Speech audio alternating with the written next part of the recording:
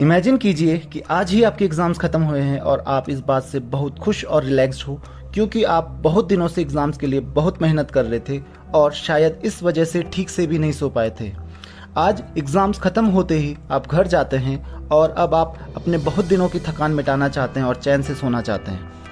आप आराम से अपने बेड पर लेटते हैं और जैसे ही आपको नींद आनी शुरू होती है आपका सेल फ़ोन बजता है और आपके फ़ोन पर आपके दोस्तों की एक वीडियो कॉल आती है और आप देखते हो कि वो एग्ज़ाम्स ख़त्म होने पर पार्टी कर रहे हैं और अचानक आपका पूरा मूड चेंज हो जाता है। जहां आप कुछ देर पहले चैन से सोना चाहते थे, अब आप इस बात से बेचैन हो कि आप इस पार्टी का हिस्सा क्यों नहीं है।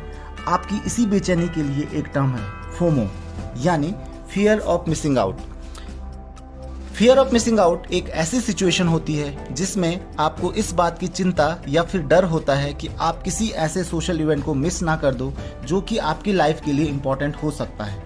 अधिकतर लोगों का ये मानना है कि फोमो की शुरुआत तभी से शुरू हुई जब से लोगों ने अपनी लाइफ के डिफरेंट इवेंट्स को सोशल मीडिया में पोस्ट करना शुरू किया। लेकिन फोमो इंसान के जीवन का हमेशा से एक हिस्सा रहा है। ये बात अलग है कि सोशल मीडिया के जरूरत से ज़्यादा इस्तेमाल की वजह से लोगों पर फोमो का ज़्यादा असर होता है और ऐसा इसलिए होता है कि जब भी हम सोशल मीडिया पर ऐसी पोस्ट देखते हैं जिसमें हमारे फ्रेंड्स कहीं पार्टी कर रहे हैं या फिर कहीं घूम रहे हैं तो हम अपनी लाइफ को उनसे कंपेयर करने लगते हैं और ये सोचकर परेशान होते हैं कि कितना अच्छा होता अगर हम उनकी जगह होते। लेकिन आपको एक इंटरेस्टिंग बात बता दूं कि ऐसा सिर्फ आप ही नहीं सोचते बल्कि अधिकतर लोग यही सोचते हैं। अब डिस्कस करते हैं कि किस तरह से फोमो की वजह से आपकी लाइफ अनस्टेबल होती है और आप अपनी लाइफ में खुश और सक्सेसफुल होने की बजाय दुखी और अनसक्सेसफुल होते हो। शायद आपने भी ये चीज़ एक्सपीरियंस की होगी कि जब आप अपने फ्रेंड्स या फैमिली के साथ डिनर कर रहे होते हैं और अपनी लाइफ के मेमोरेबल मोमेंट्स को शेयर कर रहे होते हैं तभी आपके फ़ोन में एक नोटिफिकेशन आता है जो कि आपको पूरी तरीके से डिस्ट्रैक्ट कर देता है। और उससे भी बुरा तो तब होता है जब डिनर टेबल पर सब अपनी गर्दन झुकाए चैटिंग में बिजी रहते हैं। तो फोमो की वजह से हम एक दूसरे से डिस्कनेक्ट ही नहीं हो रहे हैं बल्कि इसका असर इससे भी बड़ा है। इमेजिन कीजिए कि आपके पास बहुत सा काम है और आप पूरा काम करने के बाद थक कर एक छोटा सा ब्रेक लेते हैं जिसमें आप आराम से बैठकर चाय पी रहे हैं। तभी आपके दिमाग में ख्याल आता है कि आप अकेले बैठकर चाय पीने की बजाय क्यों ना सोशल मीडिया पर दोस्तों के साथ चैट कर लें और फिर आप आराम से चाय पीने की बजाय चैटिंग में बिजी हो जाते हैं। तो फोमो की वजह से आप न सिर्फ लोगों से डिस्कनेक्ट होते हैं बल्कि प्रेजेंट मोमेंट को एंजॉय भी नहीं कर पाते हो। आपकी लाइफ में शायद ऐसा समय कई बार आया होगा जब आपको कोई बहुत इंपॉर्टेंट काम करना होता है लेकिन आप वो काम नहीं करते हो। बजाय इसके आप अपने दोस्तों के साथ घूमने या फिर कोई पार्टी करने या फिर मूवी देखने निकल जाते हो और ऐसा आप सिर्फ इसलिए करते हो क्योंकि आपको लगता है कि कहीं आप अपने दोस्तों की कंपनी मिस ना कर लें। और इसी बीच एक ऐसा मोमेंट आता है जबकि आपको फील होता है कि आपने एक बहुत बड़ी गलती कर दी है क्योंकि आपको एक बहुत ज़रूरी काम करना था जिसे छोड़कर आप अपने दोस्तों के साथ एंजॉय कर रहे हो। और फिर इस एंजॉयमेंट के बीच में शुरू होता है आपके दिमाग में एक स्ट्रेस जिसकी वजह से आप आगे कुछ भी एंजॉय नहीं कर पाते हो।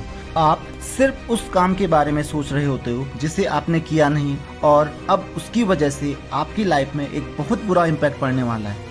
तो फोमो की वजह से आप अपने गोल को अचीव करने में भी फेल हो जाते हो।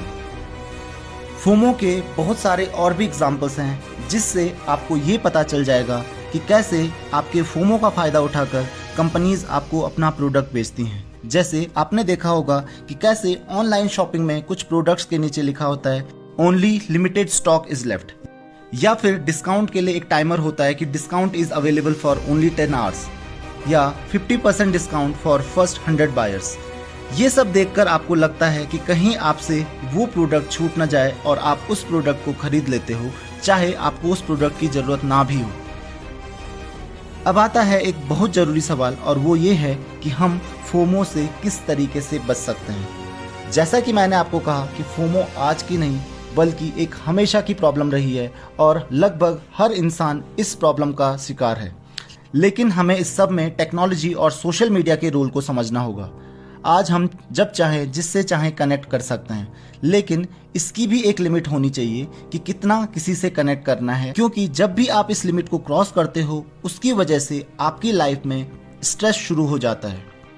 सोशल मीडिया और सेल फोन के ओवर यूज से न सिर्फ आपकी एंजाइटी बढ़ती है बल्कि अपने काम को लेकर आपकी परफॉर्मेंस भी खराब होती है, लेकिन आप शायद ये बात पहले से ही जानते हैं। आपका फोमो हमेशा सोशल मीडिया में आपको अपनी प्रेजेंस शो करने के लिए फोर्स करता रहता है, जिसकी वजह से आप कंटिन्यूअसली सोशल मीडिया पर पोस्ट करते हो या फिर अपने फ्रेंड्स की पोस्ट पर रिएक्ट करते रहते हो। अब आप ये समझ चुके हैं कि किस तरीके से टेक्नोलॉजी आपके फोमो को ट्रिगर करता है। तो फोमो को कंट्रोल करने का सबसे अच्छा तरीका है कि जब भी आप कोई ज़रूरी काम कर रहे हो या फिर अपने फ्रेंड्स या फैमिली के साथ कोई मोमेंट एंजॉय कर रहे हो, तो इस डिस्ट्रैक्ट करने वाली टेक्नोलॉजी से थोड़ा दूर रहें। इससे आपको फोमो को कंट्रोल करने में काफ़ी हेल्प मिलेगी। लेकिन एक बात हमेशा ध्यान रखिए कि आपकी प्रॉब्लम्स पूरी तरीके से सॉल्व नहीं हो जाएगी, क्योंकि टेक्नोलॉजी की वजह से आपका फोमो बढ़ता जरूर है, लेकिन इसका मतलब ये नहीं कि टेक्नोलॉजी ही फोमो की वजह है। टेक्नोलॉजी सिर्फ एक मीडियम है जिसकी वजह से आपका फोमो ट्रिगर होता है। सच कहें तो सोशल मीडिया पर पोस्ट करना या फिर उस पर बहुत से लाइक्स और अच्छे कमेंट्स एक्सपेक्ट करना कोई बुरी बात नहीं है। इनफैक्ट इससे आप अपने बारे में अच्छा फील करते हैं। हमारे फोमो की असली वजह है कि हम लगातार कुछ जरूरी क्वेश्चंस के आंसर ढूंढते रहते हैं, जिसमें सबसे इम्पोर्टेंट क्वेश्चन है कि क्या हमारी लाइफ की कोई इम्पोर्टेंस है। और कभी कभी आपको इस सवाल का जवाब नहीं पता होता है, इसी से फोमो पैदा होता है। सच्चाई ये है कि हम अपने फोमो से कभी भी छुटकारा नहीं पा सकते हैं, लेकिन आपको इससे डरने की बिल्कुल भी ज़रूरत नहीं है, क्योंकि आप अपनी लाइफ में कुछ न कुछ ज़रूर मिस करोगे। सवाल ये है कि क्या हम उन चीज़ों को मिस कर रहे हैं जो कि सच में हमारे लिए बहुत इंपॉर्टेंट हैं। और यहाँ पर आपका फोमो बहुत हेल्प करता है ये समझने में कि किन लोगों की या फिर किस काम की आपकी लाइफ में बहुत ज़्यादा इंपॉर्टेंस है। क्योंकि जब भी आप फोमो को एक्सपीरियंस करते हो तो आपको आपकी लाइफ की प्रायोरिटीज समझ में आती हैं और उससे आप सही डिसीजन लेकर अपनी लाइफ को बेहतर बना सकते हो। फोमो बेसिकली एक अलार्म की तरह है जिसे आप अपनी लाइफ में सही डिसीजंस लेने के लिए इस्तेमाल कर सकते हो। आपको अपने फोमो को समझना है और वही काम करना है जिसकी आपकी लाइफ में सच में कोई इंपॉर्टेंस है।